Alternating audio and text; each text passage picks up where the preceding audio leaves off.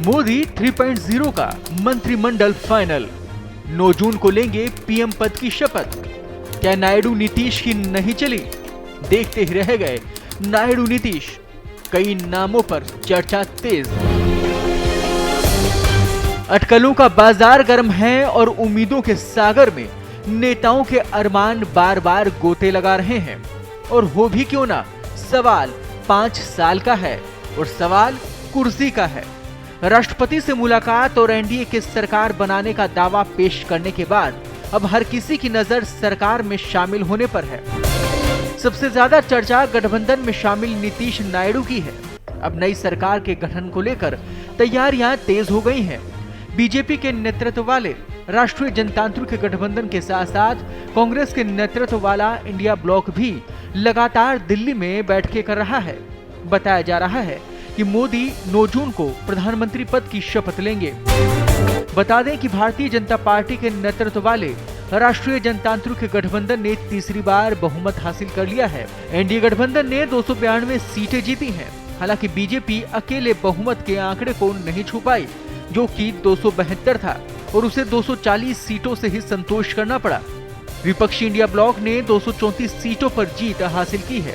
TDP ने आंध्र प्रदेश में विधानसभा चुनाव भी जीत लिया। 135 सीटें जीतकर चंद्रबाबू नायडू वहां मुख्यमंत्री बनने वाले हैं। वहीं टीडीपी प्रवक्ता और जेडीयू अपने अपने राज्यों को विशेष दर्जा देने की लंबे समय से चली आ रही मांग को आगे बढ़ा रहे हैं। विशेष दर्जा राज्यों को अधिक विकास निधि प्राप्त करने की अनुमति देता है।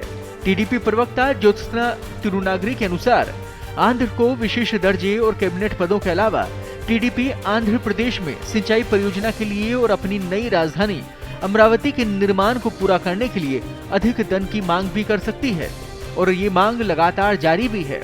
ज्योत्सना ने कहा कि हमें विश्वास है कि हमें हमारा हक जरूर मिलेगा। इस बार हम एक मजबूत भागीदार हैं।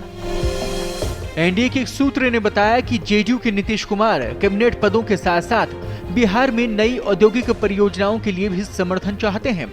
हालांकि सबकी नजरें इस बात पर टिकी हैं कि कौन कौन मोदी 3.0 में अहम जिम्मेदारी निभाएंगे। दावेदारों की सूची भी लंबी है। एस जयशंकर, नितिन गडकरी, राजनाथ सिंह, स्मृति ईरानी, अमित शाह, पीयूष गोयल, चिराग पासवान, बांसुरी स्वराज, अनुराग ठाकुर, गजेंद्र सिंह शेखावत, लल्लन सिंह आदि नेता लगातार सूची में शामिल होने का इंतजार कर रहे हैं। पर बड़ा सवाल ये है कि इस चयन में टीडीपी प्रमुख चंद्रबाबू नायडू और नीतीश कुमार की कितनी चलेगी, और अगर नीतीश कुमार की नहीं चली तो क्या वे फिर पलट जाएंगे। सूत्रों के अनुसार इस बार कैबिनेट में भाजपा के अलावा छोटे बड़े करीब 1 दर्जन से भी अधिक दलों को प्रतिनिधित्व देना पड़ा है। 2 सबसे बड़े दलों में तेदेपा और जदयू हैं। टीडीपी के पास 16 तो जदयू के पास 12 सांसद हैं। इन्हें 4 पर 1 के फॉर्मूले में कैबिनेट पद देने की बात चल रही है। ऐसे में टीडीपी को 4 और जदयू को 3 मंत्री पद मिलने लगभग तय हैं। खबर ये भी है कि टीडीपी ने स्वास्थ्य, शिक्षा और ग्रामीण विकास जैसे जनता से जुड़े मंत्रालयों पर अपना दावा ठोका है। इसी प्रकार जदयू की तरफ से भी महत्वपूर्ण मंत्रालयों की मांग की जा सकती है। तीसरे बड़े दल शिवसेना यानी कि शिंदे गुट है, जिसके 7 सांसद हैं। उसे कैबिनेट तथा एक राज्य मंत्री पद दिया जा सकता है।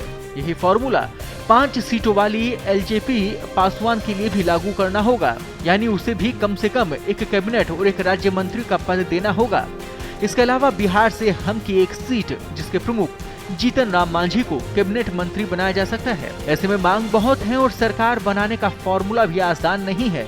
लेकिन मोदी टीम को मिले समर्थन से अभी तो यही लगता है कि सब मैनेज हो जाएगा। पर नीतीश बाबू पलट के चले भी गए तो भाजपा के पास प्लान बी अभी तैयार है। ऐसे में गठबंधन में किसी की मनमर्जी चलने की संभावनाएं कम ही नजर आ रही हैं। पत्रिका के लिए कृपाशंकर शर्मा की रिपोर्ट।